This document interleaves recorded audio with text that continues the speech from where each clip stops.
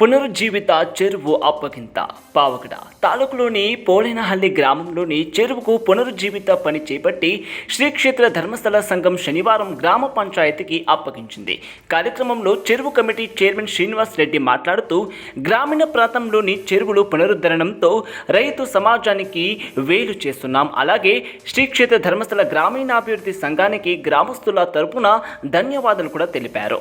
తుముకూరు జిల్లా డైరెక్టర్ ప్రవీణ్ కుమార్ మాట్లాడుతూ ధర్మస్థల గ్రామీణాభివృద్ధి యోజన నుండి రాష్ట్ర వ్యాప్తంగా సుమారు 1000 చెరువులను పునరుద్ధరించబడిందని, ఈ యొక్క పని నుండి రైతులకు మరియు పశువులకు మరియు బోర్వెళ్లకు ప్రయోజనకరంగా ఉందని కూడా ఆయన తెలిపారు. అలాగే మాట్లాడుతూ ఈ యొక్క కార్యక్రమాన్ని ఉద్దేశించి తాలూకా యోజన ఆఫీసర్ మహేష్ మాట్లాడుతూ పావగడ తాలూకులో ఇప్పటికే 326 మంది విద్యార్థులకు స్కాలర్షిప్లు ఇచ్చామని, ఎంపిక చేసిన కూడా 20 పాఠశాలలకు జ్ఞానదీప ఉపాధ్యాయులను ఇచ్చామని ఆయన తెలిపారు.